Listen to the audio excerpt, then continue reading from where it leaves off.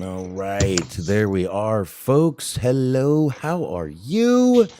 Happy New Year's, everybody. That's right, it is the first show of 2023. I hope you all had a happy and safe New Year. And anyway, I am Boxman. This is Wrestling Outlet. And of course, that sexy man in orange across from me is the one and only. That's right, Big Baby New Year's. It's just I am Smark. How are you? I'm good and now hoping you're not in a diaper. Not yet. All right, I had to use my son's cooler to bring beer because I can't find my cooler. So how was your New Year's, man? It was pretty good. How about you? Mine was good. Mine was nice. The wife passed out about 10 o'clock, New Year's Eve. And An attempt was made. And I found out that my son likes white rum straight as a shot. But my oldest son, my 14-year-old. And my still illegal. Not if you're served. Care, but... No, in Texas, if you are served by a parent, I believe you can be 12. In your home by a parent, it's like a rule here. Yeah, it's Texas. I mean, this was like the last state to outlaw, open containers. You know what I mean? So I'm just saying that's kind of how it is. But we did that. No, we had a good time though. Once I rang in the new year with all three kids, and then the next night I got bad drunk and passed out about 10 myself. But not bad. Then my son wanted to have his birthday sleepover on Monday. Now, it was only 3 kids, but holy shit, are 3 9-year-olds loud. I bet. Oh my God. Dude, I went and took a shower to have some sanity. I sat in the shower until the water got fucking cold. I mean, not just cold, but oh, fuck, I gotta get out. Like that cold. Mm-hmm. I've done that before. It was quiet. I just needed to do it. It was like, oh my God, I'm gonna fucking die if I don't. So that was one thing I did, and then that was about it. I just realized I'm sharing the wrong screen with you, but I'll fix that. No problem at all. I'm gonna just switch the screen. But so yeah, that was. I just didn't realize how loud 9-year-olds could be. But happy birthday to my son Dylan. Tomorrow is his birthday. 10 years old. Right on. Happy birthday. 2 of them in double digits, man. I just can't believe it. I'm that old. Time waits for no. No, it doesn't. I'm that fucking old, man. I am that fucking old. Are you gonna press reacts again? Is that what you're gonna do, Smart? Nah, I hadn't considered it, but don't tempt me. Oh, look at this one. What is that guy doing with his thumb? Wait a minute. That's not right. Oh my Lord. He's like, squeezy, squeezy, baby. They got new ones, right? Oh no, it's still the Christmas ones. Okay. It is still Christmas. I thought they had new ones. Yeah, here you go, Mark. A little mistletoe for you. All right, let's just get rid of that. I'm sure there's more if we looked, but we don't. We just don't need to. We just don't. So we won't. But anyway, there's not a ton of stuff to get into tonight with wrestling news and stuff like that. But we've got a few things we can talk about, a few things we can get into, a few pictures to show. AEW happened tonight. Obviously, Wrestle Kingdom going on. If you're wanting to get up that early and watch wrestling, then you're a happy camper. Smart, you getting up at 4 and 5 in the morning to watch the wrestling, are you? I was already awake. I watched a little bit of it. The fucking feed, my pay-per-view feed that I purchased was on the fritz. Well, that happens. I didn't incriminate myself. But yeah, no, we had some bad weather here yesterday, and it kind of just raged on throughout the night. So I had a hard time getting to sleep. Nice. Well, maybe you'll have a better time next time. So anyway, maybe tomorrow. Mm-hmm. Tomorrow could be a whole new day for you, Smark. What do you think of that?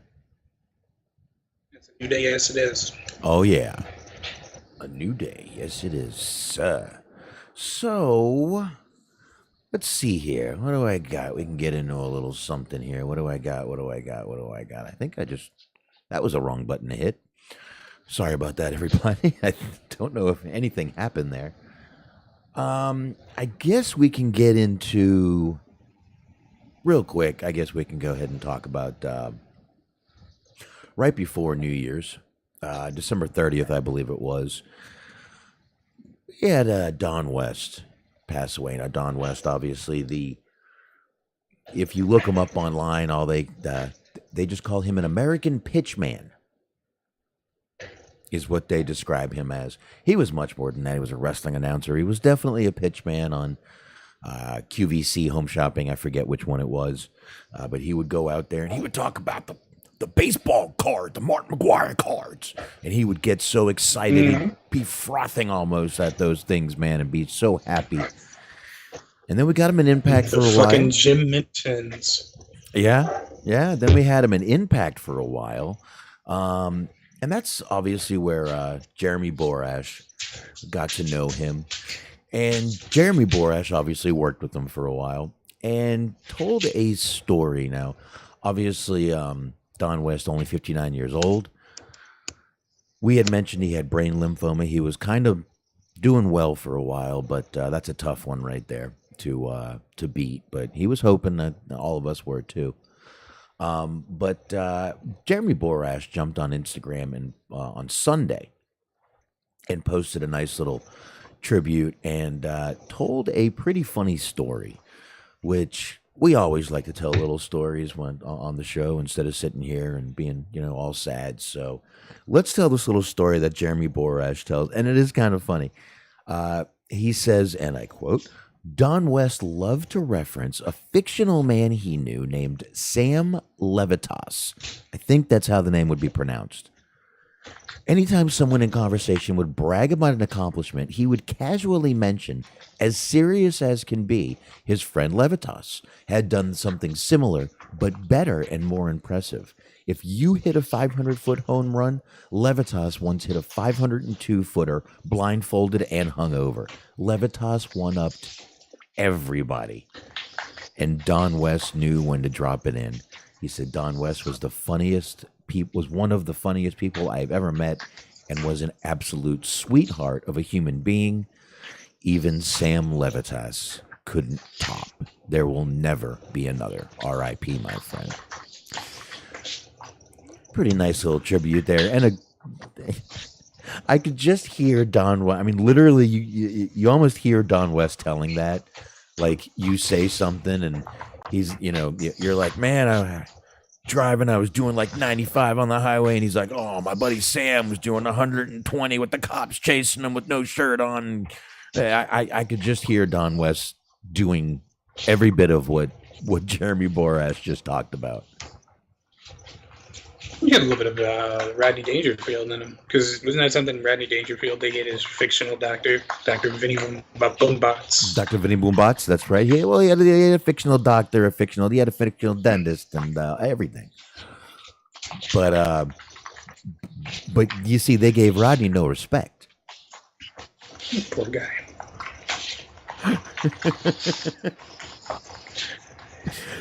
I asked my doctor. Don West was a heel for a while. That was interesting. I was like when they turned announcers heel because it's so fucking unnecessary and silly. Like yeah. Jim Ross was a heel for a while. Well, Jim Ross was a little better as a heel, but I don't know, Don West, man. Yes, because they were going to legitimately fire him because they thought that his face scared children. But he had a lot more to work with than Don West in that. Yeah, I like Don West, though, man. That guy was fucking great. I mean, there's stories of him out there just literally selling merchandise right during the Impact shows, doing his fucking job, man, getting it done. You know, a lot of people made fun of, oh, he'd be out there just shilling this swag and stuff. That was his job. I don't know if y'all knew that or not, but his job was to sell y'all all the swag you could buy. Even some of it you didn't want to buy. That was his job. And he was very good at it. The whole point of being a commentator, even like you're trying to get this shit over, you're trying to sell it, move it. Yeah. Yeah, you think people would understand that a little more, but no, I don't know. But I always liked Don West. I thought he was funny. He would get so excited. And, you know, he'd just be so animated and Don West wasn't really a character, but he would just almost come off the screen like this crazed character. But I always liked what he did. And that poor guy had to slog through some seriously fucking terrible years of TNA. He did. Those shows were not good. He did his very best. He did. He did the best he could. He got us through some of those shows, man, because some of them weren't that great, and he was good to hear during those shows. Indeed. Yeah, he was good to hear during those shows. Again, because he was so charismatic, so energetic that even if the match wasn't that great, he wouldn't be shitting on it. He'd still be doing his job, and it made it more tolerable, to say the least. So I don't know, but definitely rest in peace to Don West. I know, like I said, a lot of us were hoping he was going to fight through this one, but lymphoma is a hard one. Brain lymphoma is even harder to anything to deal with the brain. To brain is always a little touch and go. Right. Always a little touch and go. So I say that as someone who suffers a brain disorder myself with cluster headaches. So, but it's not brain lymphoma, so I don't have the same thing to worry about. But I'm not comparing myself. I'm just saying my brain is fucked up too. There you have it. There you have it. So definitely rest in peace, Don West.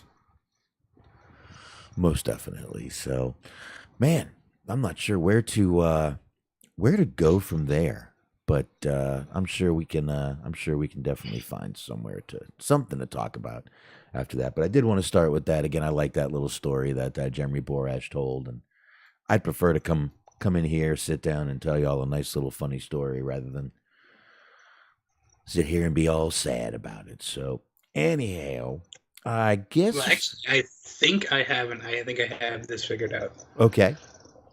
All right. Don West, famous for selling things. There's somebody else who made a move to start selling things, and I think we've got to the bottom of the culprit on who was dropping the dime. I think you owe poor Matt Bloom an apology. Yeah, I might. Booker T is not very happy with Mandy, is he? I legitimately laughed when I saw you send me this article and realized that he was still going on this tangent. He does not like this woman. I don't know what he has against her. I don't know if it almost sounds like it's what he didn't have against her. That seems to be the problem. It's either that or, I think Booker T is just jealous he can't just go out there, fucking pull out that fucking giant hog of his and make a few million. Who says he couldn't? Booker T. That would be fucking hilarious. Jesus, Booker T. Go out there and give it a shot, my man. Pull out that fucking giant, delicious hog. Giant hog. Wait, what? That was a Freudian slip, I guess. I see. That was a great time for the wife to walk in the room. Phenomenal. She just walked out shaking her head.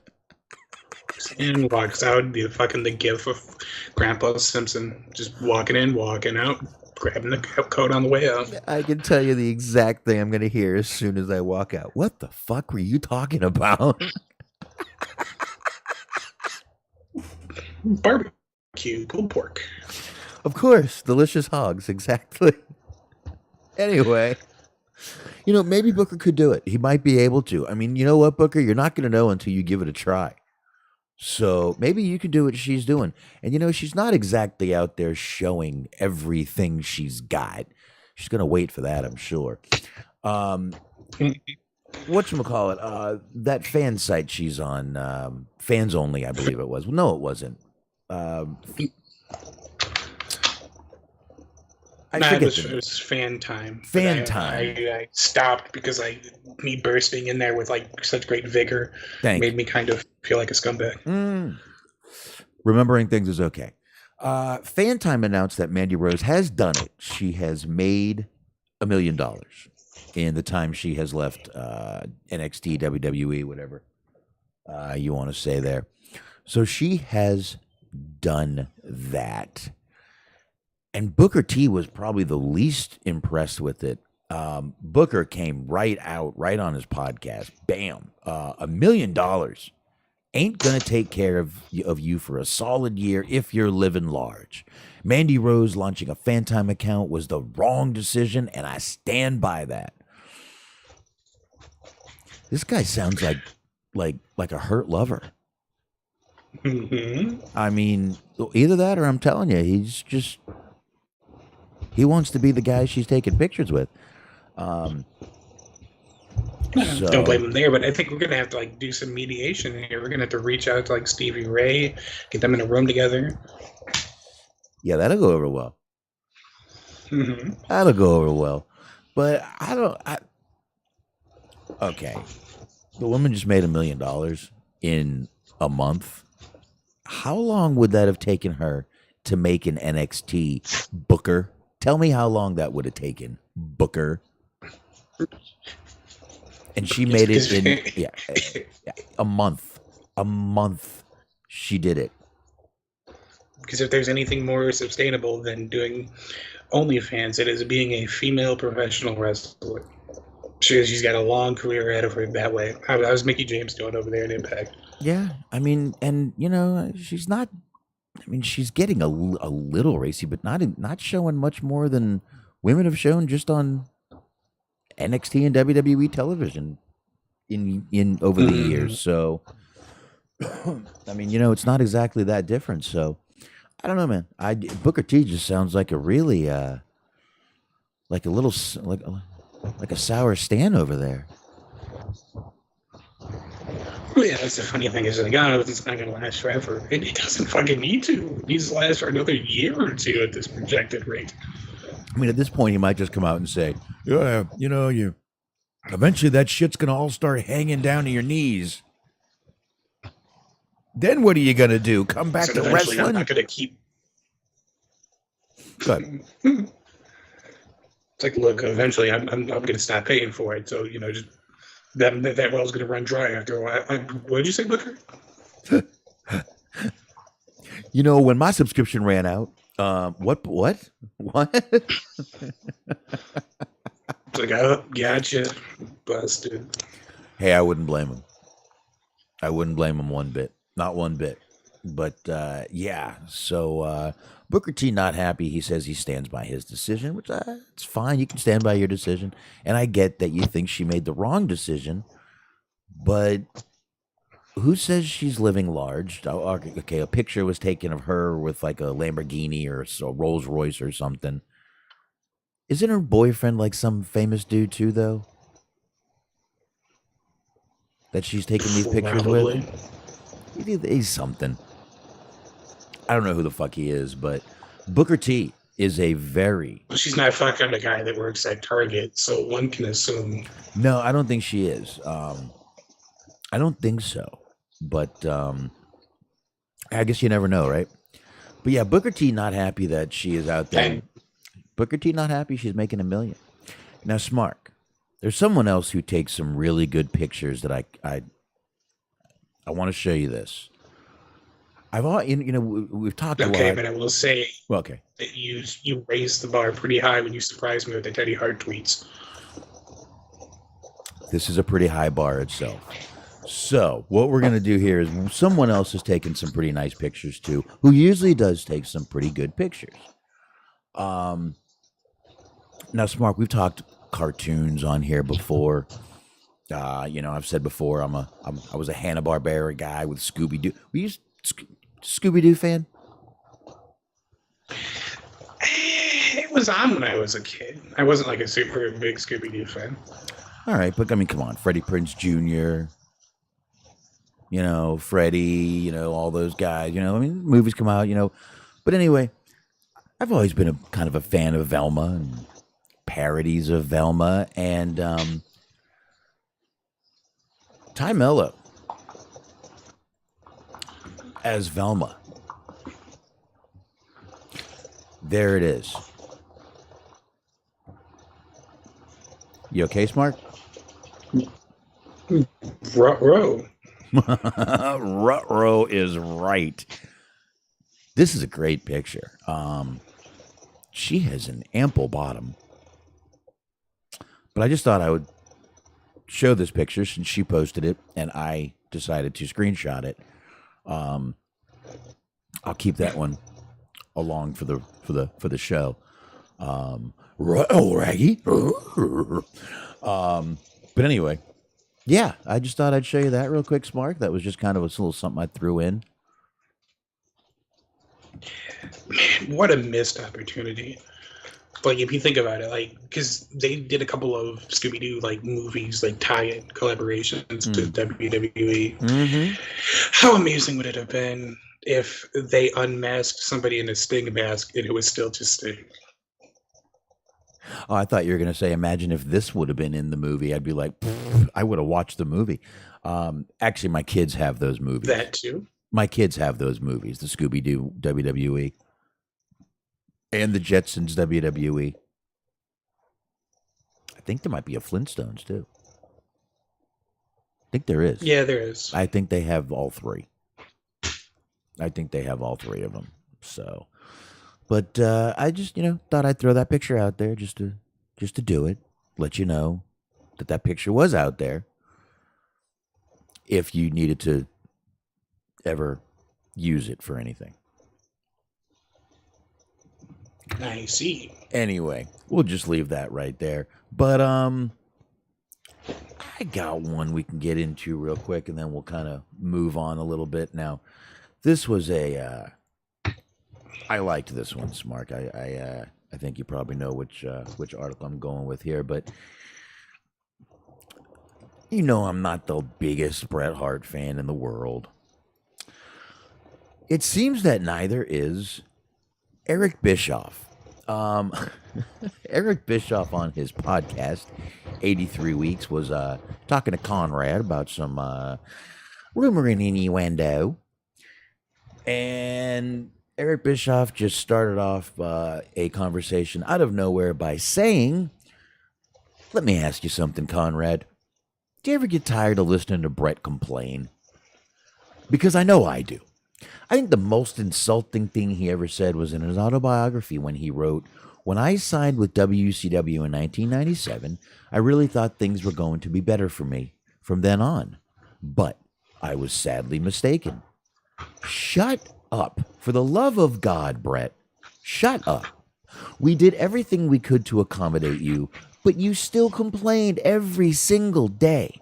You showed up late. Sometimes to the point where we didn't even know if you were going to show up, so we had to change plans. And then you had the balls to scream at anyone who would listen that we weren't doing anything with you. We tried. You wanted to show up to the arena 3 hours late every Monday and then ignore the people who tried to tell you what was going on with the show that night. How is any of that my fault? Could I have been more available? Sure, but I was running a company. I really tried with Bret. We all did. But he was extremely detrimental to what we were trying to accomplish. Not to mention that he leaked the results of Starrcade 1997 to his buddy, Dave Meltzer, in the Wrestling Observer. Did you know that? Yeah, that happened. Bret was extremely talented, and I'll never take that away from him. You can't. He was great. But in my mind, after everything he did to me and WCW, he's nothing but a whiny little bitch, a dirt sheet stooge. He's really a man after my own heart. I was going to say, that's a missed opportunity for what we could have called ourselves. I don't know, man. But that's just the... What? What? You said he said they called Bret Hart a dirt sheet stooge. Yes, we could have been the Dirt Sheet Stooges. You're right. Mm. Okay. And there you have it. So, wow. Everybody always pro Bret Hart, the greatest, the best. No, he's just a dick that everybody makes him out to be, usually. He really is just that guy. Just that fucking douchebag that most people think he is. I will never forget the 20-minute tangent that Scott Hall went on about going to Bret Hart's house and seeing a giant framed photo of him in his, quotes, fucking Sergeant Pepper's jacket.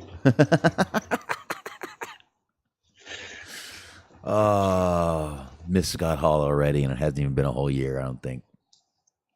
Mm-hmm. Man, some of the great comments we used to get from him on Twitter, him hitting on Paige all the time. Just all the time. He really wanted some of Paige, man. She must have really been his kind of woman. Because he went after her a couple of times, but obviously Bret just the asshole I always say he looked like and was, and hey, great talent. Who gives a fucking shit?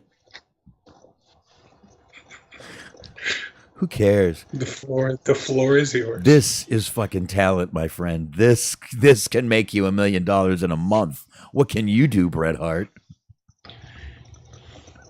Make some really, really, really weird comments during his A&E special. Yeah, there you go. Bret can't do much.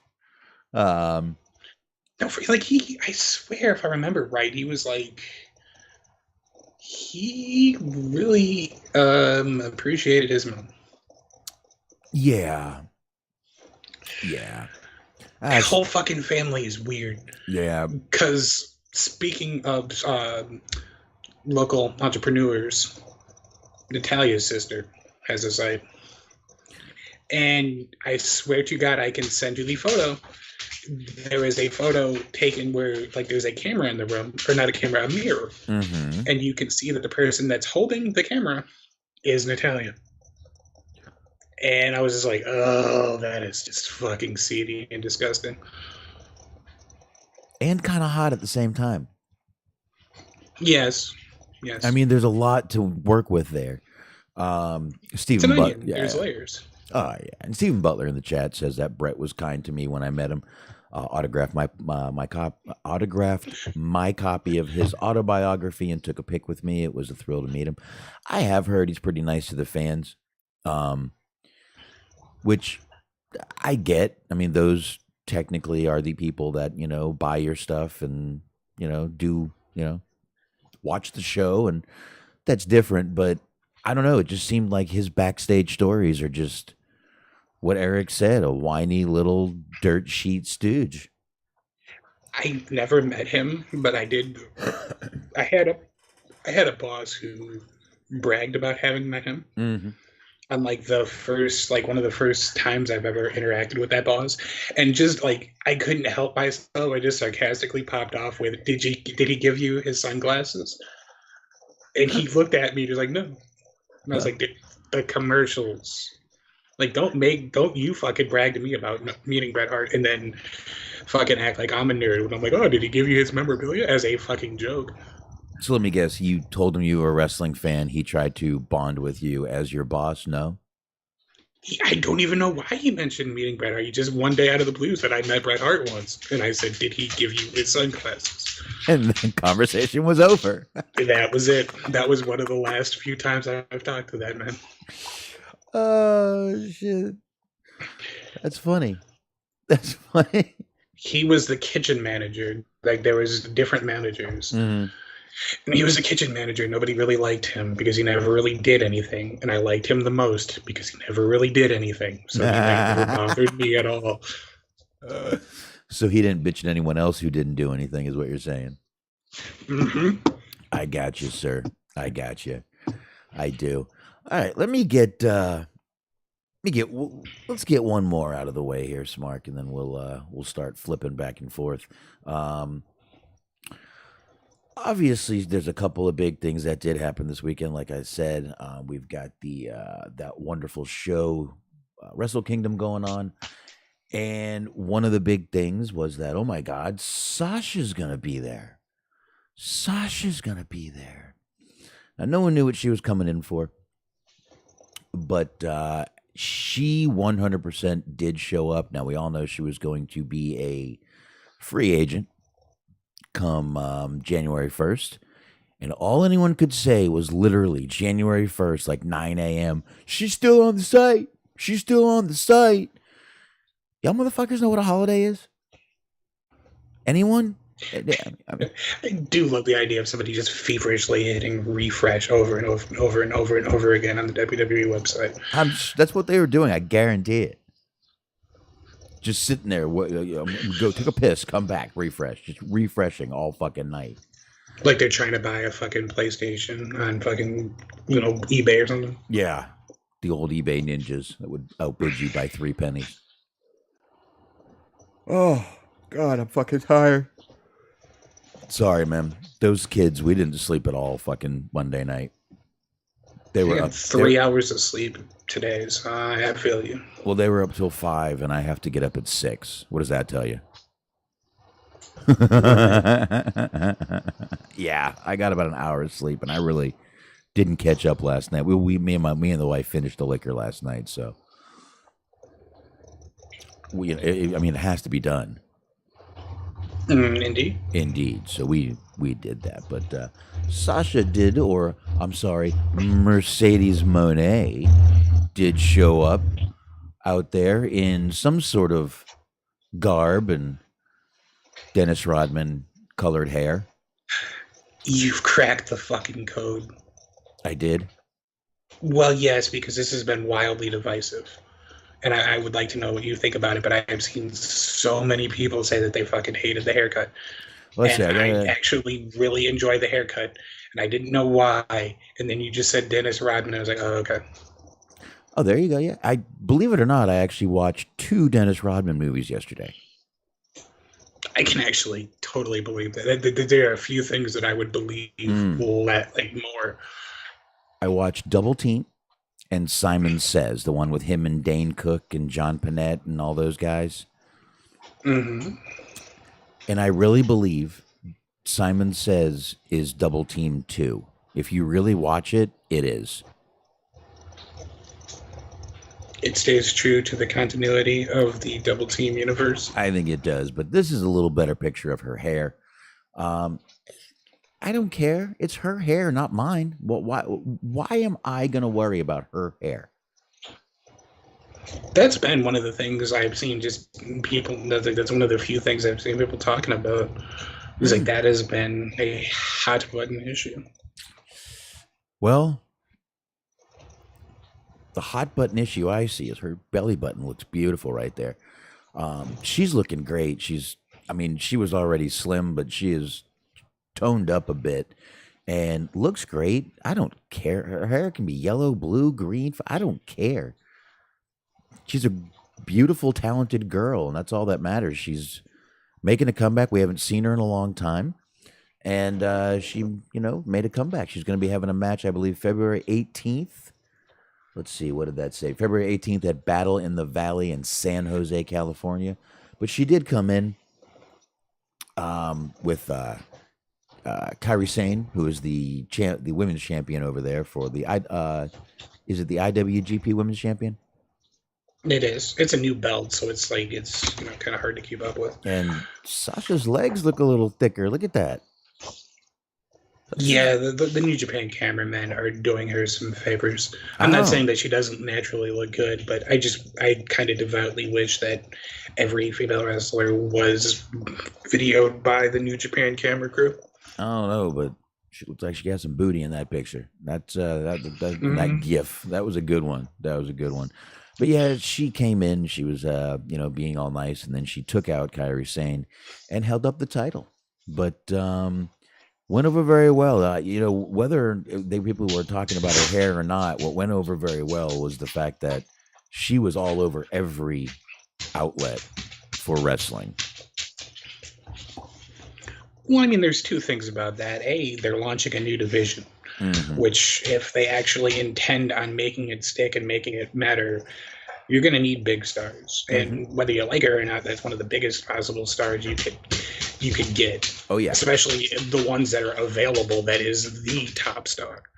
Absolutely. Two, I haven't seen the full show, so maybe it played out better than the card, but it was kind of slim pickings this year. Like, they needed her. It was kind of the same old shit, really, based on the card. Like, I still haven't seen it yet, and I'm going to watch it soon, but the Osprey Omega match, I wanted to see that. But, like, it's a lot of it is based on sentiment now, or this year, because you had Muto's retiring, and they did a tag team match in honor of Inoki. Yeah. So it was a lot of, like, sort of hodgepodge 6-man tags, which is kind of what they do anyway, but just for, like, their big WrestleMania show, it was a little bit slim pickings this year. Yeah, a little bit was, but yeah, I mean, like I said, she was all over every fucking, dirt sheet out there. That's all they were talking about was how she, showed up. And I don't care if her hair was the biggest topic of them all. Everybody was talking about her pretty much all the time. And listen, she had a lot of support over there. You see this picture of her. She got Naomi over there, FTR, Bailey. See, I'm telling you, Bailey's been teaching her how to work that booty. That somebody needs to just immediately get the New Japan camera crew in front of her. In front of Bailey? That is a dream to be wished. Damn camera, you just wouldn't even see anything anymore. It would take 3 cameras, but they would make it work. One of those fucking ones that they shoot IMAX films on. Just get the wide angle lens. Where's the Godzilla lens? It doesn't stop. Okay.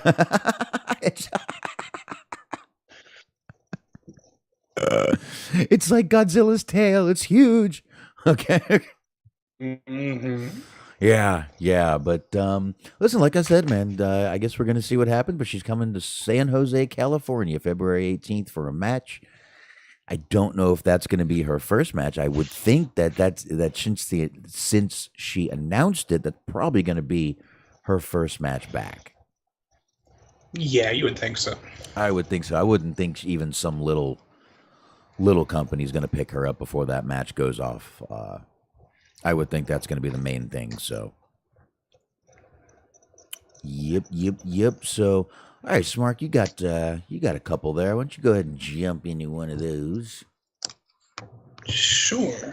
Dive on in. Mentioned Dennis Rodman, though, so I will briefly say, as a kid, I did want to grow up. Like, I idolized Dennis Rodman as a kid because I lived in Chicago, and he was a member of the Bulls and a member of the fucking NWO.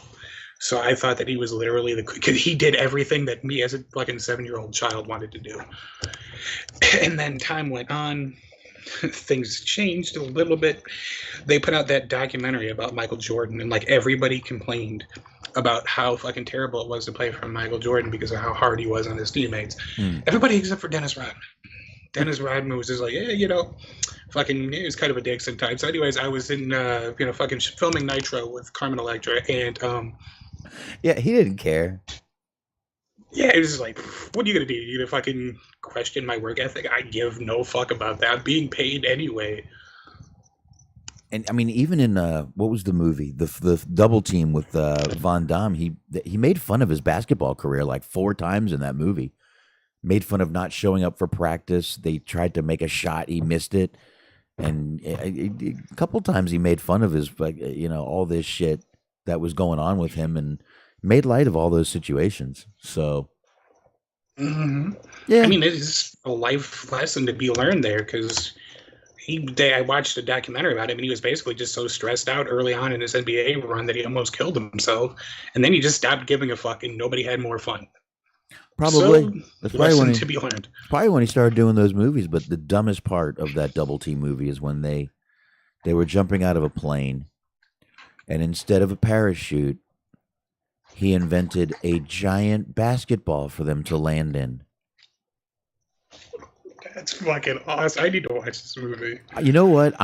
I will look for that part while you're talking about. I will get the video for that part if I can, and play it. I will. I don't even care if we get a fucking copyright strike for it. How's that?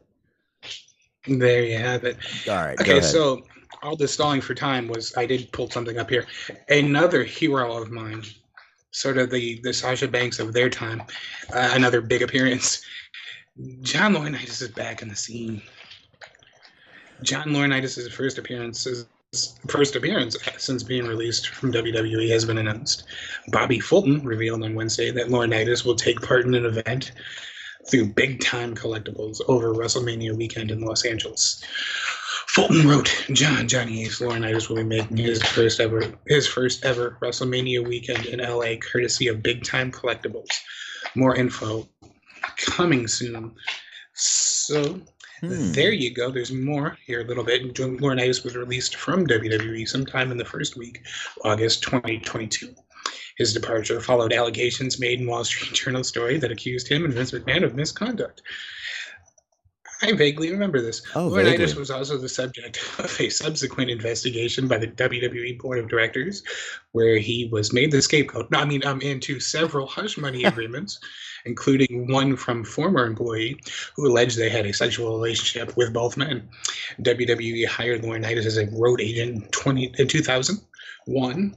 After WCW closed down, he held several executive roles through his 21 years with the company, including head of talent relations.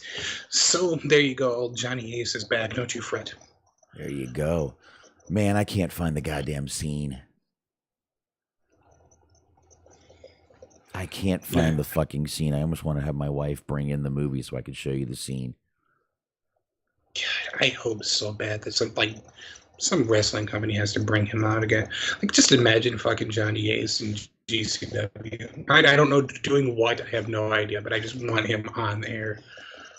I don't think that'd be the best idea. Probably not, but that's not my problem to worry about. Probably not. I would give at least $2 to see a fucking Johnny Ace Nick Gage promo. Ooh, that'd be amazing. $2. There you go. Oh, wait. Yeah, I'm going to be realistic about it. I want to see it, but I'm not going to move heaven and earth to make it happen. Nah, I don't blame. I think I might have found website visit. Oh, wait a minute. I think I might have found it. That would be fucking great if he did voiceovers for like commercials. Oh, there you go. Oh, I found it. Okay. Hertz Rent-A-Car. You're going to love their cars. Here you go. Best goddamn car you're ever going to see. Goddamn rent-a-cars. That was done. I picked a random company out of thin air, but the idea that Johnny Ace would be doing commercials for fucking rent-a-car companies seems on brand. Oh yeah. Oh, he would. All right, here I'm getting this video real quick, and then I'll play this for you. This scene where Dennis Rodman turns. We have time. I wish I had popcorn, but we'll power through just the same. I'm gonna get in trouble for this, but I don't care. Give me a second here. Video, we'll get the best quality we can. We'll download it right to desktop. Place it there for now. Whatever. Damn it, you guys can get this program as free as I did. 4K downloader. Get it. Okay. It's a minute and a half. I need to move this over real quick. All right, hold on. Let me find the video. And I'll pop that bad boy right in here. Hold on. Here we go. We're going to go to desktop. We're going to go to the video. Where's the video? Here it is. Okay. Parachute, ça. I got to put the sound on it. Okay. Monitor. Here we go. Okay. Here we go. Là, c'est mieux qu'un parachute. Tu es certain que ça va fonctionner? Okay, it's not in English. Non, c'est certain. It's not in English, so I'll just turn the volume down. That'll give us less trouble. Okay. I had no idea if that was actually the movie or not. Yeah, it is. It's just not in English. It's in French. I mean, obviously. There was a long span there where, and I understand why they stopped doing this shit, but like every fucking action movie, the bad guy was just some kind of foreign, and you couldn't make Chinese people the bad guys because that's a big market. So it was always just like some Eastern European fuckers. Well, now, I mean, Van Damme movies always had did have the Chinese bad guy. It always had Bolo Yeung as the bad guy. But anyway, here you go. Keep watching here. So they go, and Van Damme's asking him, "Did you tested this? You tested it?" He throws Rodman out of the plane. Okay, you watching this? Yes. He jumps out after him. Now remember, they have no parachutes on Smark. None. Yeah. Jeez. So keep flying watching. By the fucking skin of their teeth. Absolutely. They got balls here. You already told me what's going to happen, and even I'm still not ready for what I'm about to see. Okay.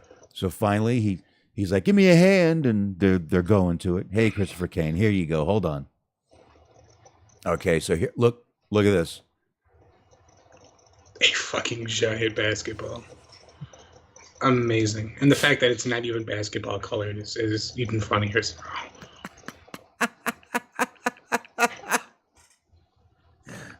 I'm like, "Babe, I told my wife, that's one of the dumbest scenes I've ever seen in a movie." And she's like, "That's kind of awesome." I'm like, I don't even know what to think of you right now.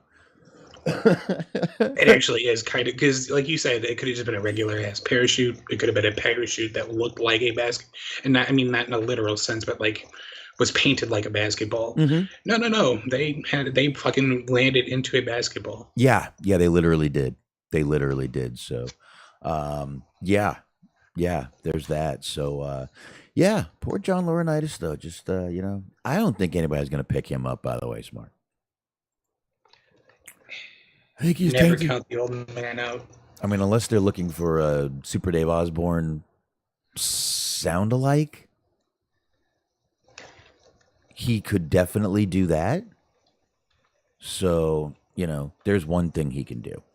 But I'm gonna come on here. We'll be more than happy to talk to you. I don't know how much you know about Teddy Hart, but we'll figure it out together. Just talk about Teddy Hart the whole time. That's awesome. Like, I wrestled Japan. Don't care, my friend. Don't care. You tamed with Stan Hansen. Wonderful. Don't give a shit. What do you know about Teddy Hart? That's all we need to know.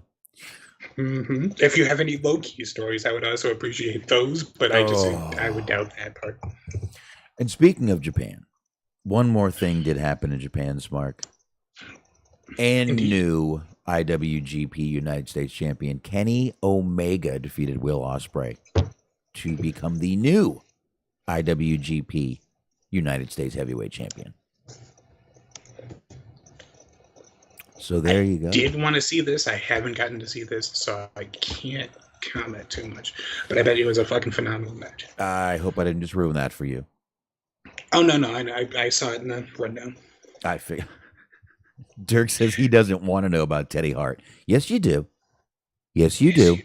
Yeah, you do. You know you do. You know it. You know it. You want to. You do. You do. So, all right. Smark, hit that next wonderful story you've got. So another outstanding man of sheer integrity. Absolutely. Dana White, he be in the news. UFC's Dana White involved in physical altercation with wife on New Year's Eve. UFC president Dana White, I like that. Dana Wife's White. That should have been his wife's name. She should have referred to herself as Dana Wife. And got into a physical altercation like Dana Warrior on New Year's Eve that saw each of them slap the other person. Yeah. TMC published the video of the incident on Monday that showed the couple talking while at a club in Mexico's Cabo San, of course, in a club in Cabo San Lucas, followed by her putting her head in her hands. She then went to leave and White grabbed her, which prompted her to slap him. He then appeared to slap her twice before the couple was separated. The couple has been married for 26 years and have 3 kids. White, God, why do I keep doing that? White spoke to TMZ on Monday, literacy is fun, and said that both of them were heavily intoxicated. You think. Mm-hmm. But that was no excuse. He owned up to saying that in the past, regarding fighters, that there is no excuses for a man to put his hands on a woman, and acknowledged that goes for him as well. He said the couple is focused on their family right now and have shown them in the video. They have apologized to each other and their kids.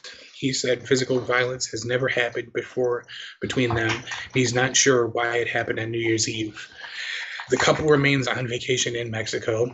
Quote, whatever happened that night happened. I don't remember a lot, he said, adding that he and his wife are, quote, are cool. We're good.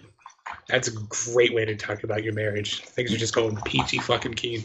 Yeah. And released the following to TMZ, quote, Dana and I have been married for almost 30 years.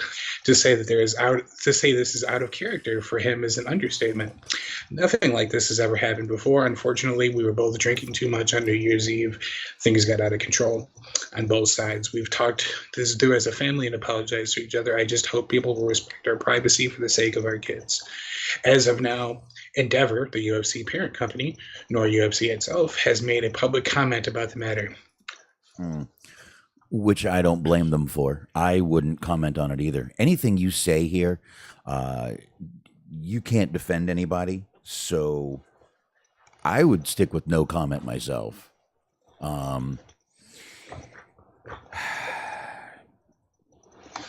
This is just shitty. I mean, listen, 26 years, I guess this can happen. Who knows if this is really the first time? None of us do. But it's just very weird that the first time was caught on camera. You know what I mean? It's like, wow, perfect timing for camera crew to be there. Mm-hmm. You know, but I don't know, man. I mean, you know, I want you to watch it so bad. Have you seen the Teddy Hart documentary? No, I still haven't. Because a situation like that happens in there. But anyways, it does not surprise me at all that Dana White fucking vacations in Cabo. He definitely looks like the kind of guy that vacations in Cabo. Absolutely. Number one, that's definite. But, you know, I will say, at least he's saying, listen, I've told my fighters there's no excuse for this. I have no excuse either. That's consistency. That's sticking to your guns. I do appreciate that. If anything of this situation, I appreciate that. Yeah, but what does he do? I mean, unless he actually disciplines himself in some way, or they discipline him in some way. I'm not even saying necessarily firing the guy. I'm just saying something. Like, that doesn't really matter. They got to prove, you know, they actually got to stand by their guns and do something. Yeah. Yeah, you're right. I mean, listen, a lot of these fighters have done some pretty bad things to women. And War Machine, what he did to Christy Mack was absolutely just horrid, what he did to her.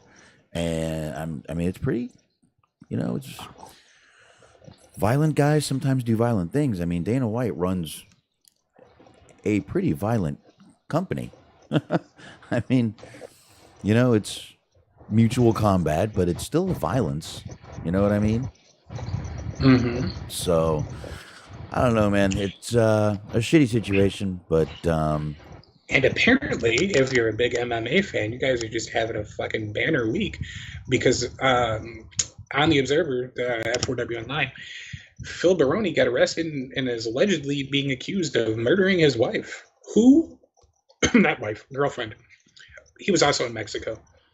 I don't know what the fuck is going on, but I am sure that there is a lot of just Mexican locals that wish that these guys would fuck right on off.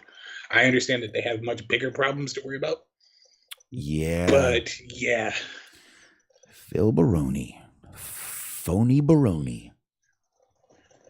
But the fact that it keeps happening in Mexico, I don't know. Like, you've got a bunch of, like, drunk, middle-aged white dudes just fucking abusing women in Mexico. It's the water. Which is probably par for the course, unfortunately, but... It's the water. Mm-hmm. It's got to be the water, Smart. That's what they should do. They should just figure out a way to flip this and just have like Cain Velasquez just like at the border, just keeping these motherfuckers out. You know what they need to Like, do? I would, every time like something starts going down, just post this picture. There you go. Bam. What can we do? Well, I have an idea, honey. Do you like Scooby-Doo? Oh, I will say that she's Brazilian. So I'm kind of sandbagging your point there, but accuracy is important. She is. And they do speak a little different language, but exotic she is. I usually delete pictures as we go through them. I haven't deleted that one yet. So, anyway. All right. So I guess the last little thing I've got to get into, which will bring us right into AEW, is, give me one sec here. Let me just shut this off and move this out of the way, is a quick little story about AEW merchandise sales and one Danhausen. So there he is right there, Mr. Danhausen. So Danhausen was pretty happy this week. Not because he's this big winner of a match or anything like that, but Danhausen is Pro Wrestling Tees announced that the top merchandise sellers for 2022, number one is Danhausen. He tops the list. He's number one, followed by CM Punk and MJF. Those are the top three Pro Wrestling Tees sellers of 2022. But Danhausen, number one. Do you think that, can we get word as to whether or not Booker T believes it's a sustainable business venture? Not if you're living large. Well, I mean, yeah, you can't live large on a fucking Pro Wrestling Tees revenue, I would imagine. I'll tell you who's living large, right fucking there, baby. Okay. Large There living. I don't personally see the appeal, but he does have the appeal. People do really like him. It's not my thing. I don't really care for him, but God bless him. He's making money. He's entertaining. He's funny. He wears face paint. I mean, come on, Smark. What don't you get? I see what you're saying. I mean, that's like when you didn't get Emi Sakamura. I mean, she's Freddie Mercury, dude. That is one of the dumbest gimmicks of all time. This is her gimmick is that she's a fan of Freddie Mercury. Like, okay, yeah, I understand that like Shinsuke Nakamura basically got to WWE by just pretending to be Michael Jackson, but it's still a stupid fucking gimmick. Chattanooga Choo Choo. And the windows are closed, so there's not anything I can do about it. No, it's fine, man. We'll get it. Danhausen has come by locomotive to assassinate. You're just riding a boxcar. I could see it happening. Just sitting in the back of the boxcar, just peeking out. Hello. Danhausen and some hobos just chilling. There you go. Meanwhile, I'm looking at those fucking on the right there, at those Danhausen shoes. Those are kind of fucking cool. Let me see. Right yeah, behind. a little bit. Yeah, not bad. Those are kind of cool. They got like almost like a little like the little Batman Joker type thing to it, little spinny, old school little like a hypnotizing thing, and little Danhausen face on that. I like those shoes, man. I'm not saying I'd wear them, but I like them. Just visually reminds me of like what would have happened if the Kiss Demon would have been successful. Yeah, probably this right here. So anyway, man, I think that's all the fucking news we got, isn't it? Yep. I don't think anybody has beaten their wife in the last 20 minutes, but you know, who knows?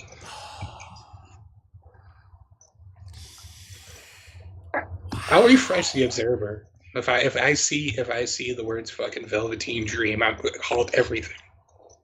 You didn't read me my Miranda rights.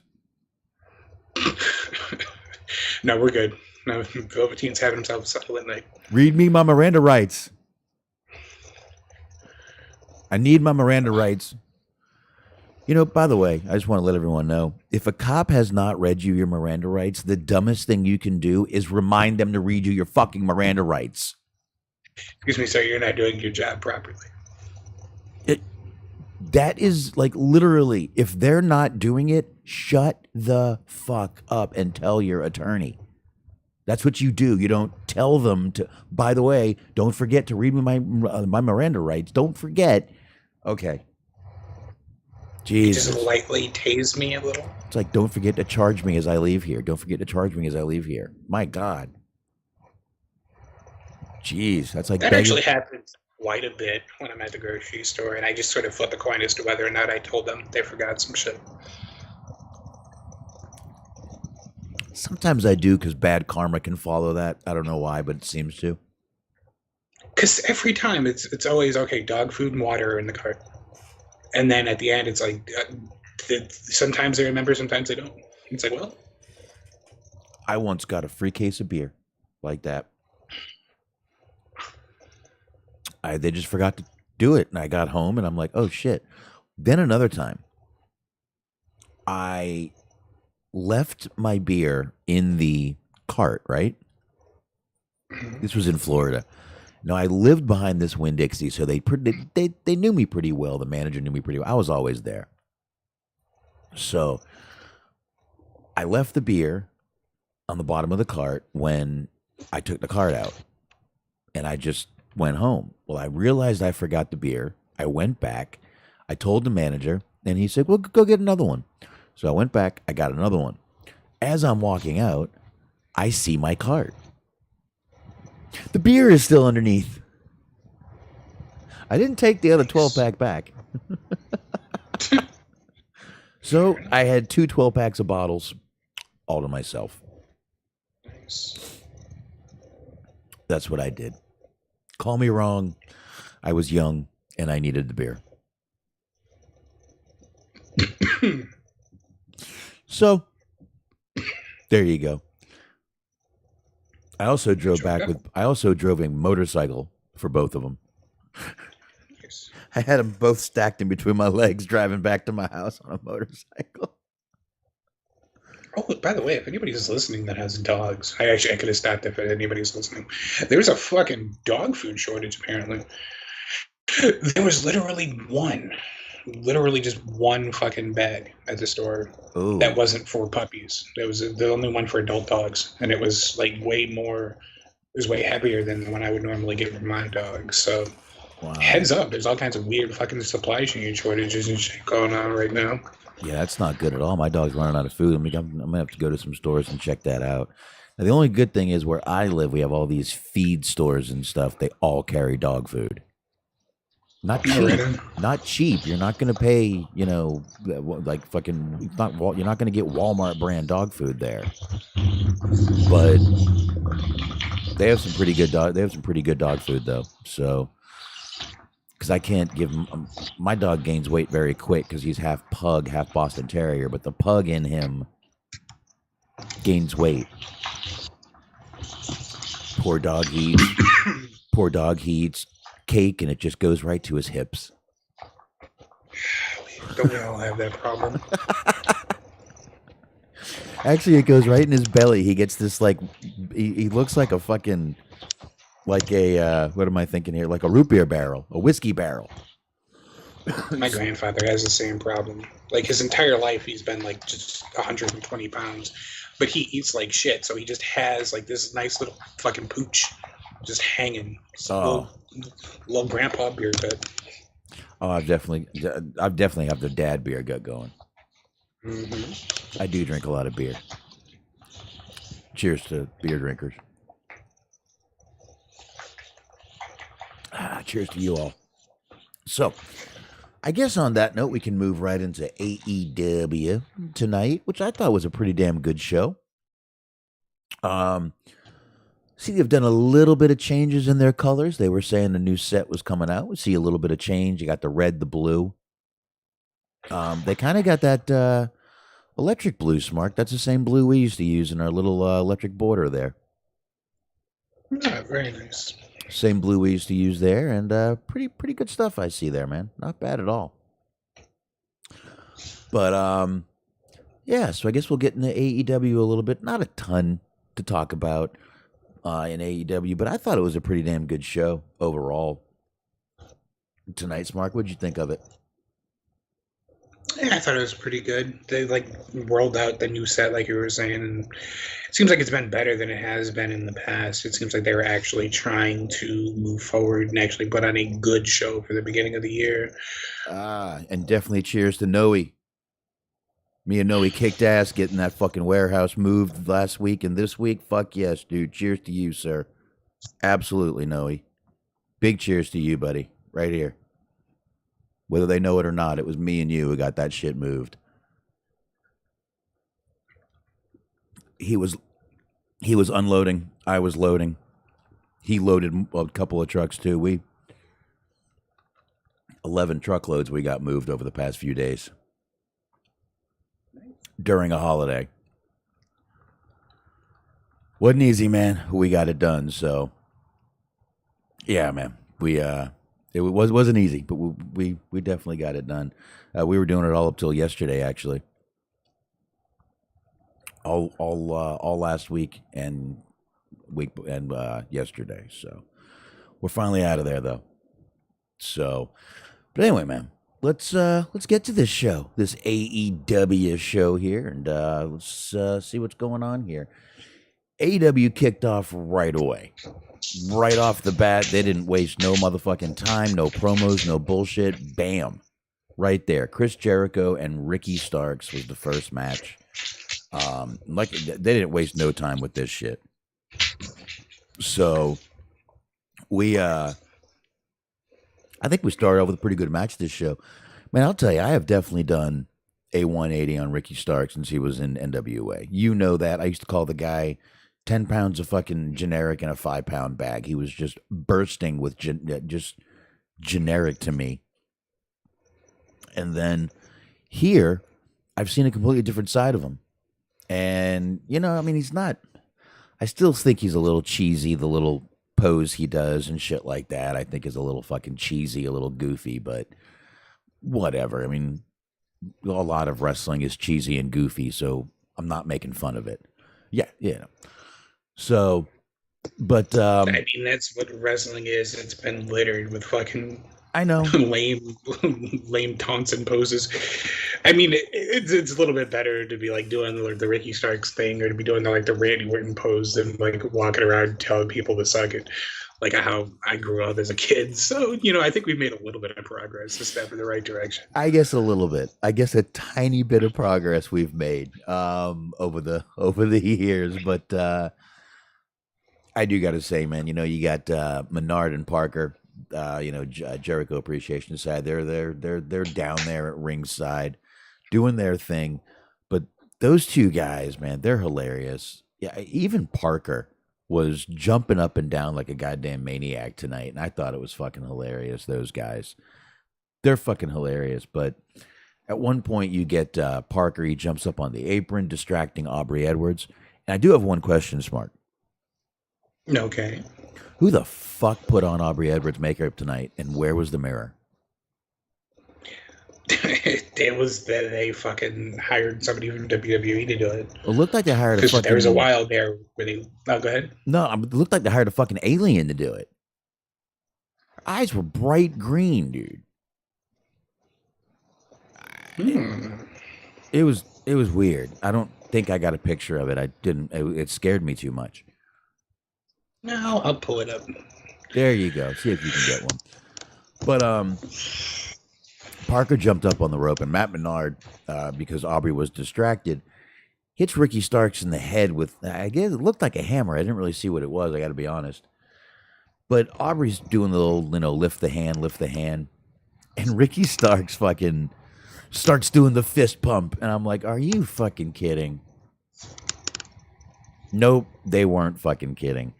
Ricky Starks makes a comeback, hits a spear, pins Jericho. Of course, the rest of JAS comes out, beats down Ricky Starks. They're stomping his ass. Guevara, Daniel Garcia, and Jake Hager, all stomping his ass. And Action Andretti comes out. What? I have not managed to find the Aubrey Edwards photo or his cap from Dynamite, but I did just see somebody tweet out ref Aubrey Edwards on Dynamite, and it's a picture of fucking Jim Carrey as the Riddler. She gets a lot of shit, dude, but I like her. I didn't like her makeup tonight, but that's got nothing to do with. Oh, she does her job great. I will always find something that is mean spirited to be funny. Oh yeah, no, I did like when Action Andretti came out. They made sure to keep the bruise on the left eye. So yeah, I know, Dirk. Jericho always has to get the heat back. Yeah, it looked like Ronda Rousey's makeup artist. By the way, not all of us, but anyone catch that Ronda Rousey commercial for that app or game? Yeah, I didn't see it during Dynamite, but I have seen it before for fucking Raid Shadow Legends. It was right during, yeah, and you can now download her, and it was right during AEW. I was like, well, that's kind of odd. But, you know, AEW, they'll pay for fucking airtime anywhere. But anyway, Andretti comes out. He's taking out everybody. And, you know, he's looking pissed off. He's doing okay until Anna Jay and Ty Mello get in the ring. Low blow from Ty. You know, right to action. Right in the action. And JAS puts Ricky Starks to a table outside the ring. Actually, Hager really did it, but they loved showing that arm underneath that piece of table, didn't they? Mm-hmm. They did, man. They loved showing that shit tonight. So, pretty good stuff, though.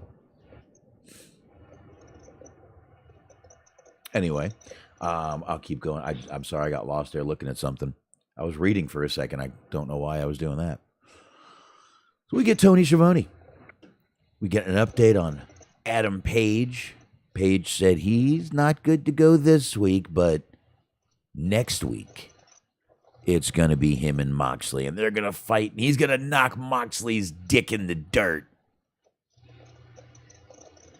Wasn't that a Sammy Hagar song, Dick in the Dirt? You are asking the wrong person, friend. I have a feeling it was. Now I have to know. I swear to God. I was never really a big Van Halen fan. I do like Hagar better than this Ross was not Cole. Van Halen. This was actual Sammy Hagar. I actually believe it was on the I Can't Drive 55.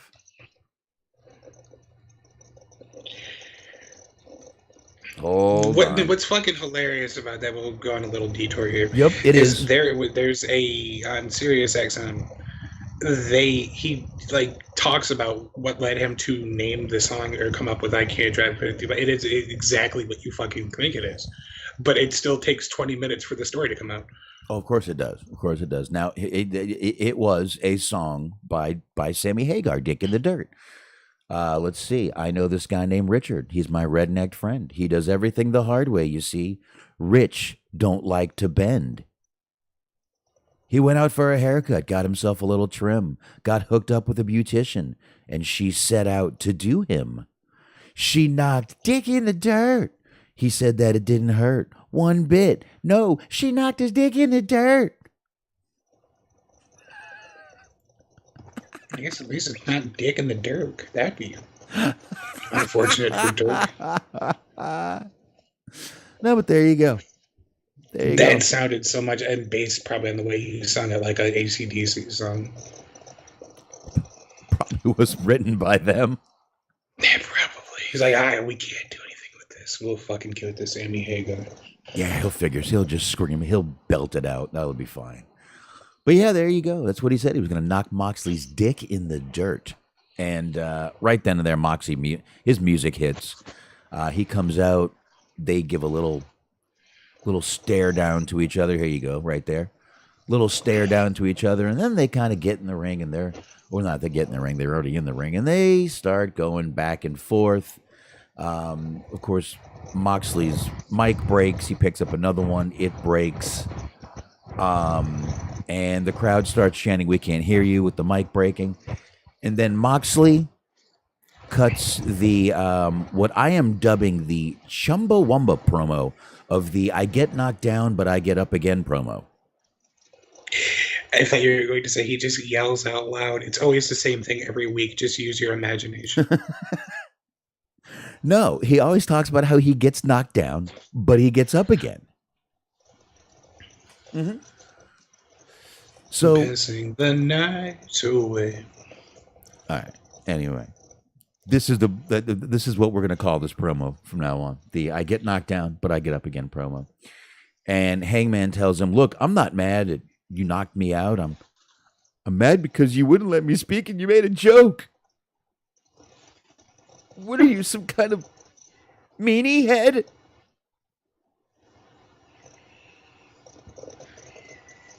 I'm sorry. I'm sorry for my language there. And by the way, if you look right over Moxley, now I know only on YouTube you guys can see this, but if you look right over Moxley's right shoulder, there's where's Miro with Miro dressed as Waldo.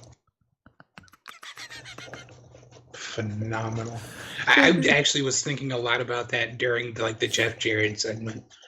Was just like, why is Jeff Jarrett on my TV every week in fucking Miro's in witness protection? But that's what he's in, witness protection. Meanwhile, I think I definitely just found the picture for this week's show. It's going to be right there. Where I wish I could find just the Where's Miro poster, but this will work good enough. Where is he? I mean, we keep getting these little interviews with Lana, like teasing, like, oh, he'll be back. Oh, he might even, Rusev Day may even come back. It's never going to die. So I don't know, man. I don't know why. I don't know who he rubbed the wrong way or if he didn't rub someone the right way. I don't know.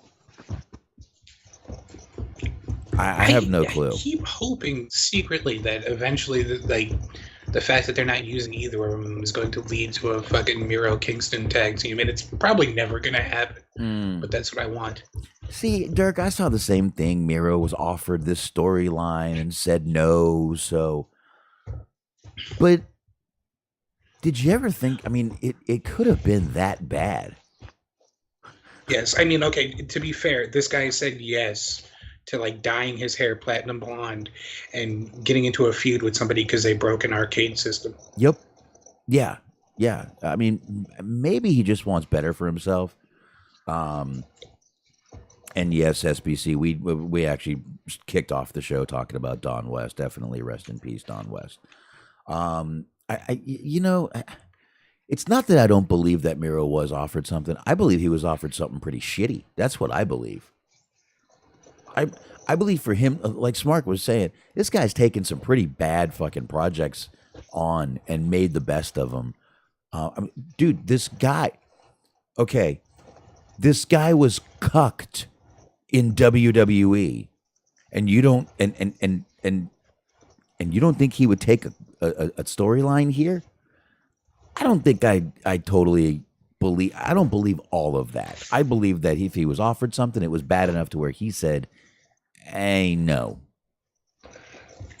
No. Out of anything, just more out of just being fucking worn down. It's like, you know what? Maybe I get a storyline that doesn't fucking suck for a change. Can we do that, maybe? Well, here it is. Okay, maybe. I mean, again, okay, I'm offered either this shitty storyline, or I can stay home and you can still pay me. I'm going home. Mm-hmm. I mean, it really only takes, like you said, he's survived some bad ones, but it really only takes one. Look at Ryder. They did that whole fucking terrible angle with him and, oh God, whatever her name was back, Eve Torres. Yep. And he got his ass kicked to try and defend her honor, and then she ended up like fucking Cena in storyline, and then he got mad about it, and Cena beat him up too. So it was like, be careful what you agree to. Yeah, and then he got thrown off of the ramp by Kane and right into the Island of Obscurity. Fucking 3 or 4 years trying to rebuild his image after that. But yeah, so where's Miro? I love the poster back there. And here are these two just, in the ring. But that was pretty much it for that little segment, though. Good segment between these two. Listen, Moxley always cuts a decent promo. It's getting to be the same promo. I get knocked down, but I get up again. I agree. You're not wrong. I mean, it's not a bad promo, but it is sort of the same promo. But I mean, and I've tried to defend him before with this, but sometimes that happens. Sometimes what you have to work with is not terribly compelling, and you sort of just go into autopilot. Yeah, I guess. I call it the Randy Orton special. Yeah, because that's what I love. That's the one thing I love about Randy Orton is you can tell how interested he is to be feuding with whoever he's feuding with based on how good his promos are. Mm-hmm. Like if he doesn't put any effort into it, he's like, yeah, he doesn't want to be doing this. Yeah, if he's asking for his lines, you're fucked. Mm-hmm. Which he's done before, right in the middle of the ring. What's my line? Yeah, how little he gives a fuck is what I like about him. I'm telling you, man, he's got a fucking locked up deal. He don't give a fuck, and he shouldn't give a fuck. Mm-hmm. And he should not give a fuck. So, I don't know. Let's get through this fucking show. Speaking of not giving a fuck, Samoa Joe versus Darby Allin. We get a little video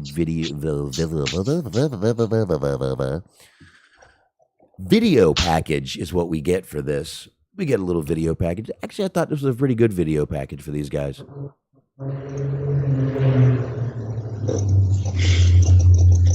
It's right. If you didn't see it, of course, it had Darby Allin riding a motorbike very loudly. Holy fuck. Fucking rice burner just drove by my ears. It's ASMR. Jesus. Sound like a fucking elephant. Might have been an elephant. Was Sparky, you living where you living somewhere else? I am in the Sahara right now. I was on the Serengeti. I passed Monty Brown. Okay, there you go. All right. Good video. I went to the kitchen. I wish I did. That'd be pretty fucking cool. Well, speaking of not so cool, we get Jeff Jarrett and Jay Lethal with Satnam Singh and Sanjay Dutt. It's Lethal and Jeff Jarrett versus the Acclaimed, with Billy Gunn, who ended up getting sent back and barred from the ring during this match for simply trying to defend himself from someone who slapped him. God, I wish you would have said sent back in time. Not yet. We're not that... he would love Time traveling Billy Gunn would be fucking intense. That'd be a good one. The Time Splitter, Billy Gunn. Yeah, see, I got shit. This match was for the AEW Tag Team Championship. So Billy Gunn gets ejected from the ring, like I said, after Jay Lethal slides out the ring, slaps him, and jumps back in. That was what happened during this. So Billy Gunn's out, and Lethal and Jarrett get a sneaky fucking win. Aubrey Edwards and her green eyes come down and get the match restarted, and pretty quickly Acclaimed gets their titles right back. So also, I will say that I did see the picture of Aubrey Edwards' eye makeup, and it looks like what would happen if like a guy who just knew nothing about females tried to make a female character in an RPG. We're just like, yeah, we'll just turn that fucking up all the way to 100. There's the eye makeup. Bright green. I think it might have been the clown from Uncle Buck. Ooh. Also, I promise this is going to be the last that I talk about Miro on this show, but boy, do I wish that fucking Leslie Nielsen was still alive. Because he could do, like, you remember when they were doing the Where's the Undertaker promos? You could do those with Miro. You could have fucking Leslie Nielsen or somebody, whoever is the closest possible thing to Leslie Nielsen these days, just asking like fucking butchers and dentists and just retail store employees where Miro is. There you go. We could. But then it would have to lead to Miro versus Miro, like how they paid off the Undertaker thing, and I don't know how you do that. You just get like Jeff Cobb to wear some like a facial cosmetics. Prosthetics is what I was looking for there. Just slap a fake tattoo on his back. Oh, I am sorry, folks. Been a long week, everybody. Long week. So, after all that, though, we get Tony Schiavone. He's backstage with Britt Baker and Jamie Hayter. Dirk said, "I am serious, and don't call me Shirley." Airplane. Such a good movie. Both of them. Both of them are incredible movies. I love them both, 1 and 2. Christopher Kane says that they should have let Jeff Jarrett and Jay Lethal win. Do you think so? I don't see the problem with. I don't see why it would have been a big deal. But it wasn't for the title, so yeah. Or it was for the title, so yeah. I don't think you can take the titles off the Acclaimed right now. If it wasn't for the title, I think they would have picked up a win. But I see what they were doing there. But basically, they're talking about Saraya and who her partner might be backstage here. And I like Britt's last line that she gave when talking about Jamie Hayter. She said, "She's the killer, I'm the pillar." I like that last line. It was a good. I have a question. Okay. I saw the promo. Mm-hmm. Can anybody explain to me what the fuck Hikaru Shida was doing there? That was later. Oh, was that? Well, still, the question remains. Well, remember, we'll couch that. We'll ask the question. Answer the question later. No. We can jump to that right now because we do find out who Saraya's partner is. Backstage, she's with, we get Renee Paquette back there with Saraya, Storm, and Shida. Now, I guess Shida was there to make it more dramatic that she picked Toni Storm because Shida was there like, oh no, it should have been me. What happened here? All confused. So I guess that's the only reason she was there was to add some drama. She may have looked. It's a good payday. Christopher Kane said she looked lost. She also looked really hot. But yeah, those. All things are true. Yeah, that was a strange segment, and I did think it was weird to even have her there. They should have just said, why didn't they just have them like Toni Storm off camera and Saraya announces who her partner is, and that really would have been it. Done. Over. We don't need anything else. Yeah, I agree. So I just felt bad for her because I felt like at any point she could have just got up and left and it would have still been the same segment. She could have pulled a Wheeler Yuta.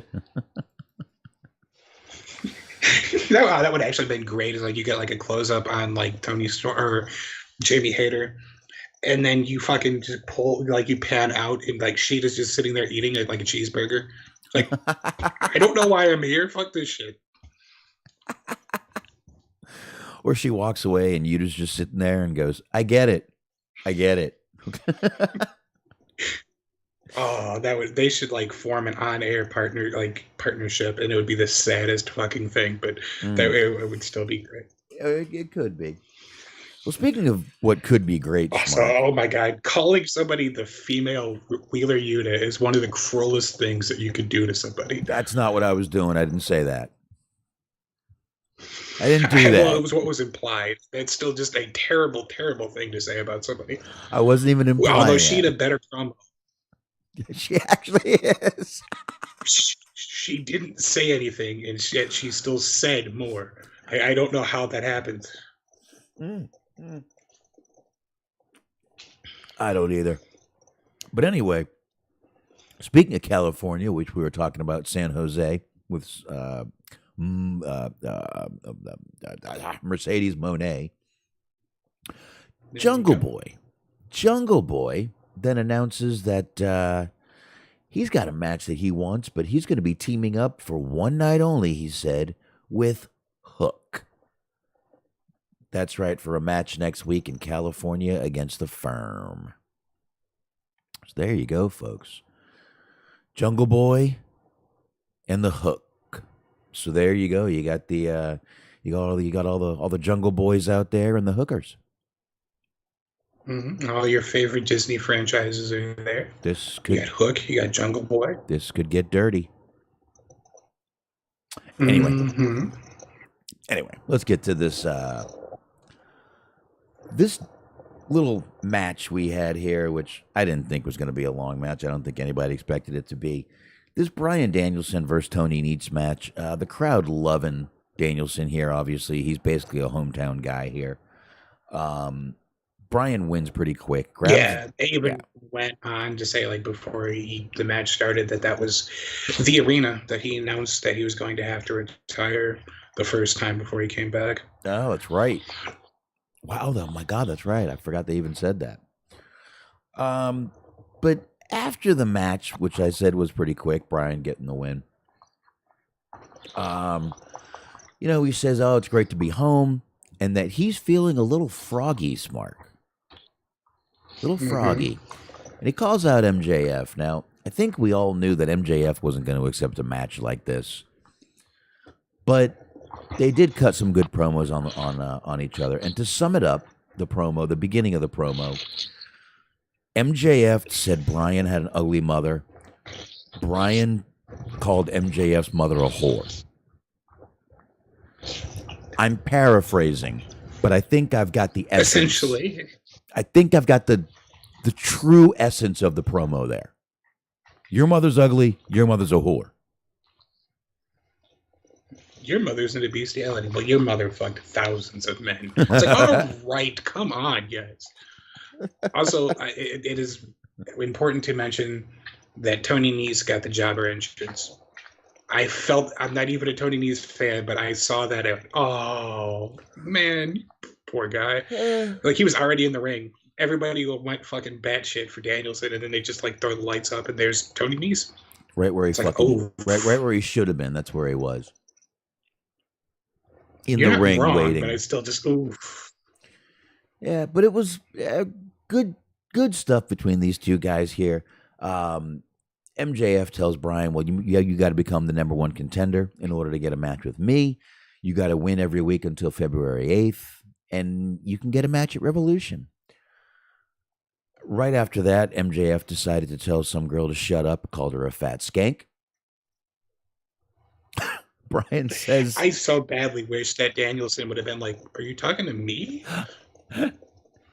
Like, am I a fat skank? Like, what's going on here, sir? I almost wish they showed the girl, but they didn't.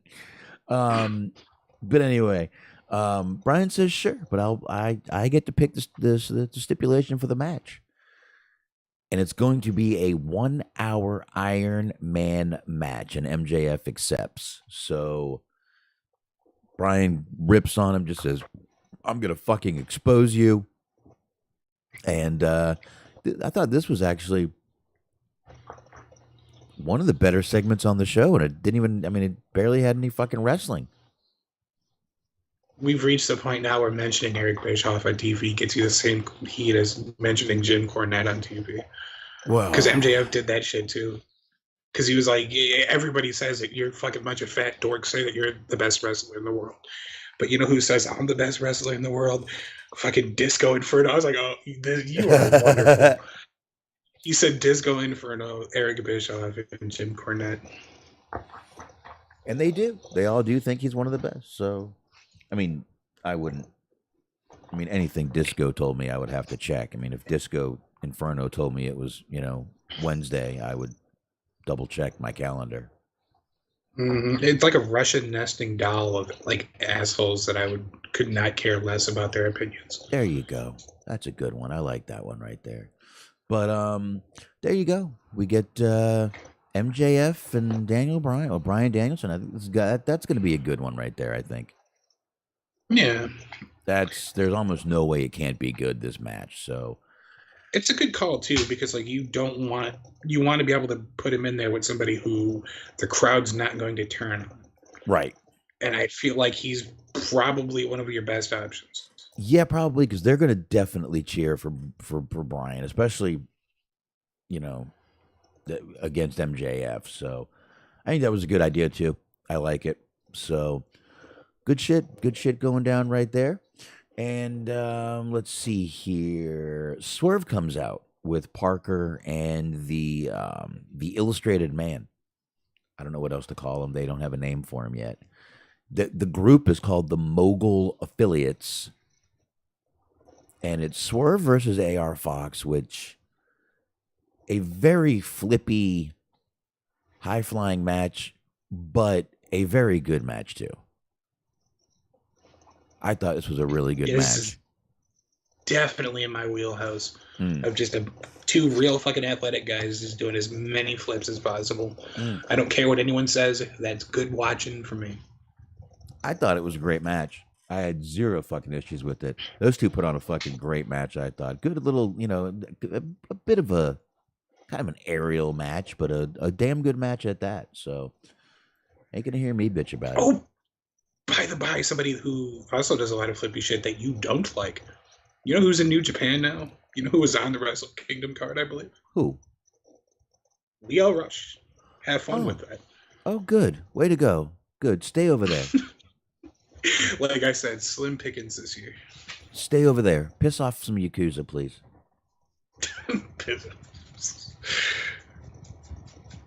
Please. Wow, we're hitting all the classics. We're hitting Bret Hart. We hitting Lio Rush. There you go. I'd like to hit Lio Rush. All the favorites. Speaking of hitting Lio Rush, I wouldn't mind. I'd like to slap the shit out of him. Fucking grow up, bitch.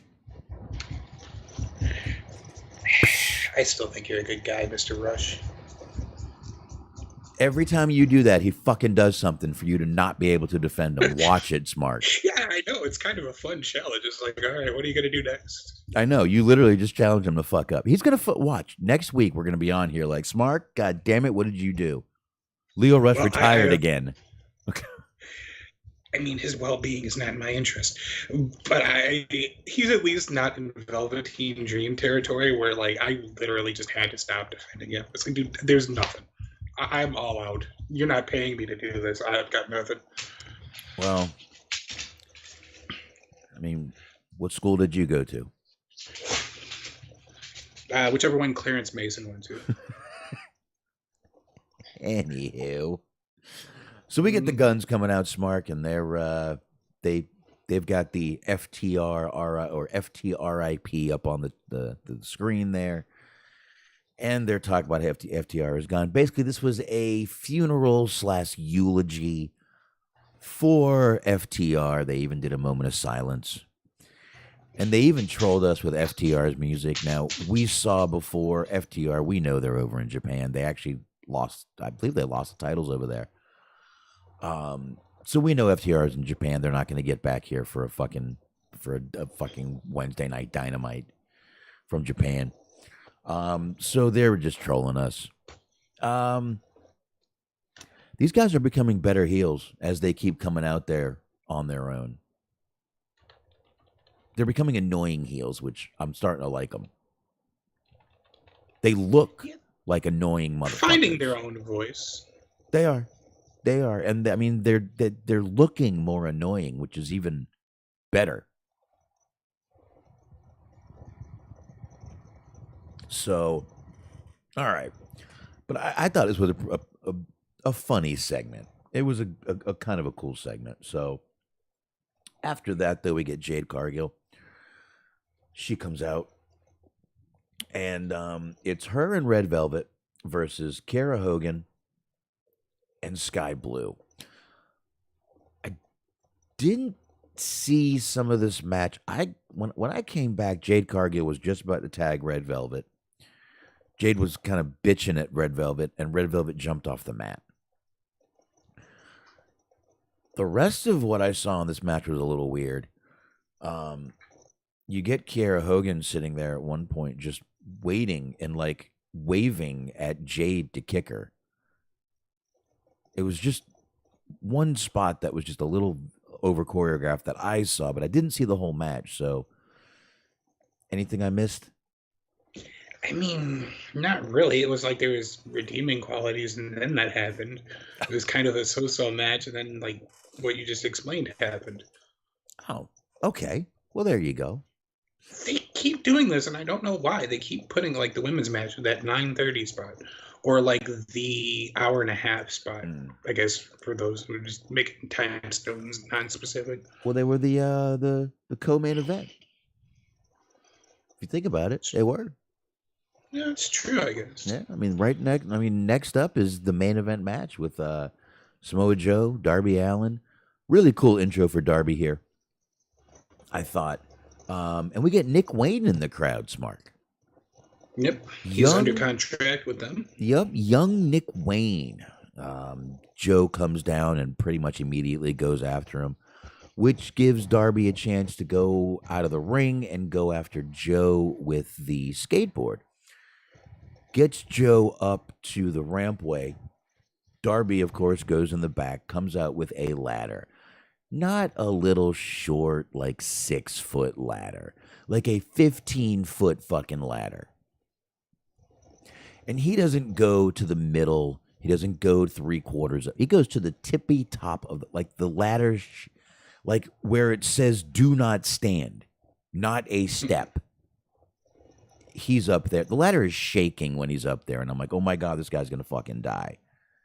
Well, he somehow got his balance enough and just did a complete flip off the ladder, landed right on top of Joe, who finally, the cameraman realized, hey, we don't have to get the picture of Joe going, come on, I'm waiting for you. We didn't see that. If Joe just did one of his typical, like, just sidestep out of the way. Oh, that would have hurt so bad. And that's a spot I could see Darby definitely saying yes to. Like, bitch, don't you know who I am? I'm Samoa Joe. I catch no one. And Darby would say, okay, I don't care. He doesn't care. But he did the dive off the ladder, which I thought was fucking insane. And then Excalibur comes back and tells us, we're staying with the match. No matter how long it takes, there must be a winner. I used to love that shit as a kid because I thought that meant the match was going to go on for like 40 more minutes. Well, it never did. It was always like 3 minutes over airtime. This match had 1 minute to spare, and it was over. It was over. They did not get any fucking time over. But what we did get, folks, was a new TNT champion in Darby Allin. We get silver confetti flying out of the turnbuckle posts. Sting comes. He wasn't walking.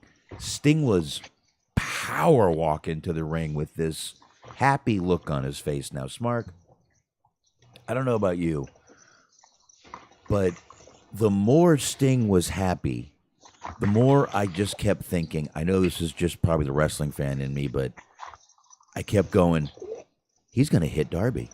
He's going to turn. He's going to turn. He's going to turn.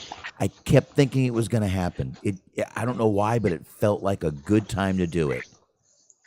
And it never happened. Honestly, if it was anybody other than Sting, but just Sting's the one that gets turned up. Sting doesn't, I don't know why I call, well, it still works. I said I don't know why I call him You did. But yeah, he's the one that gets jumped. He's not the jumpy. Or he's not the jumper, he's the jumpy. Right. And I get all that. And that's cool and all. But I don't know, man. I just it would have been great if Darby turned on Sting. Like, why? What did I do? I came out here to congratulate you and you just fucking jumped me. I don't know why. I felt it. I'm like, man, that would have been the right time. And he picked him up, he did this little hug thing with him, and then he put him down and he started walking behind him, and I'm like, oh shit. I was preparing for it, and it never happened. Yeah, I mean, that is the wrestling fan in you, because that's just how that happens. That's how, like, 85% of tag team turns happen. I really felt it was, and I'm glad it didn't, because I like these two together. We haven't seen Sting in a while, which I think if we had seen Sting for a while, maybe that would have been something that happened. But no, we didn't see it, and we went off the air with basically Sting holding up Darby's arm, and that was it. Mm-hmm. Fun show to kick off the new year. Like I said, they had a new look to them. Not everything was great, but I thought overall this was a damn fun show. Thought it was better than their last show of fucking 2022. Yeah, that was a really none happening show. I get it, man. People fucking getting ready to get out of there. A lot of shit going on, but I thought this was a fucking really fun show. And that's pretty much up. Chattanooga choo-choo, folks. But I mean, pretty much that's I got nothing else. I mean, we talked about that. We talked about, Eric Bischoff, Bret Hart, little Teddy Hart. We talked about Dennis Rodman, Jean-Claude Van Damme, fake basketball. Scooby-Doo, Velma. Mm. one last look for everybody. Velma. Just so everybody can see that. And that's about it. I really got nothing else, man. But I don't know, man. I got a good feeling about 2023. What you think, Smart? Yeah, I think so. There's already a lot of cool shit going on, so there's a lot of really fucking unexpected shit that happened last year. Because I was sitting here thinking about it, I was like, okay, the beginning of January 2022, you tell me that at the same point in time, a year later, that fucking Sasha Banks is going to be on Wrestle Kingdom. Yeah. Vince McMahon is going to be ousted. And fucking everything that happened, like CM Punk is going to be gone. That, I guess that one's a little bit more believable, but it's just all the crazy shit that has happened. Yeah, man, it was kind of a crazy year, especially with the Vince thing happening. I think that was something that was not even something that people thought would ever happen, no matter what trouble Vince was in. I don't think anybody thought that he would step down and leave and just, let things go. But looks like so far he has. But now, if you would have told me that at this point last year that like Cody Rhodes was going to be gone off from AEW in like 3 months, I would have believed you because that's what I wanted. I would have said, sure, all right, yeah, and make it so. Then he got hurt. Mm-hmm. Disgusting, fucking disgusting. I don't like the guy, but that was intense. That was pretty intense. But I don't know, man. You got any predictions for the year? I think we're going to see a year with when contracts run out. I don't think people are going to be jumping to sign with companies as much. I think we're going to see people take their time, do a little free agent stuff, go here, go there. With things coming back from COVID, indies getting back, everything kind of coming back in full force, I think this is the year we're going to see people take their time and do some a little bit of free agent stuff more than in years past. I just don't think anyone's going to be rushing to sign with either company when they're finally out of their contracts.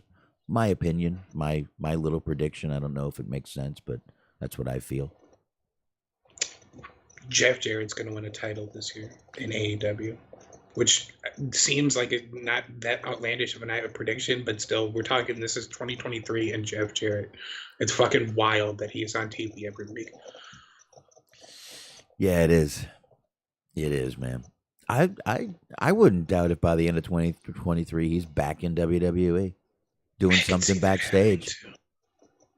I would not doubt it. Now, him I could see running to get right back with the company, just like Road Dogg did, begging AEW for a job, and then, Triple H was like, "Hey, you want to come back to work?" He's like, "Hell yeah,